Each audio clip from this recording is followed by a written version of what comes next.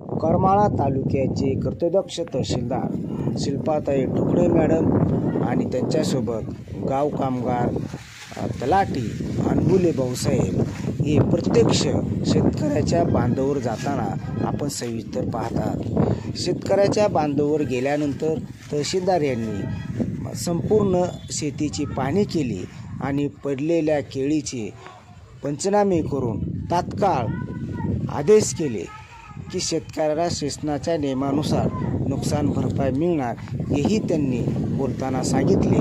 त्याचबरोबर परिसरामध्ये झालेल्या संपूर्ण नुकसानीचा आढावाही तहसीलदारांनी घेतला। मिळणार ना 100% शेतकऱ्याला नुकसान भरपाई मिळणार। फक्त इतक्या कष्टाने त्यांनी जिथं ज्यावेळी पाणी नव्हतं त्यावेळी टँकरने आणून पाणी घालून ही बाग वाढवली। शासन मदत देणार परंतु शासनाच्या नियमानुसार देणार आणि ह्यांचं जे झालेलं नुकसान आहे ते म्हणजे त्याला शब्दात सांगू शकत नाही। आपण बघतोय समोरच सगळी अशी बाग पूर्ण झोपलेली आहे।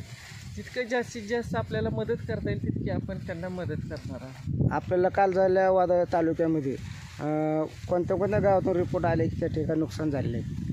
विशेषतः ह्या अर्जुननगर सर्कलमध्ये आलेले आहे। तालुक्यामध्ये सगळीकडेच नुकसान झालेलं आहे। पूर्व भाग आणि डायरेक्ट पश्चिम भाग ह्या भागामध्ये नुकसान झालेलं आहे। बाकी ठिकाणी घरावरचे पत्रे उडणे, भिंती पडणे, गुरांना जखमा होणे हे प्रकार चालूच आहेत। पण शेती बागेचं जे नुकसान आहे ते पूर्व आणि पश्चिम भागामध्ये खूप प्रचंड प्रमाणात झालेलं आहे। नेमक्या वादळामध्ये नुकसान झालं, नुकसान झाल्याबरोबर शेतकरी म्हणून तुम्हाला काय वाटलं?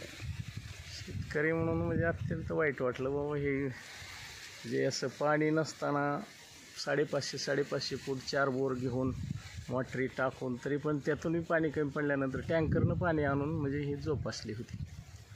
तुमचं नाव काय? सुरेश आदिनाथ शिंदे।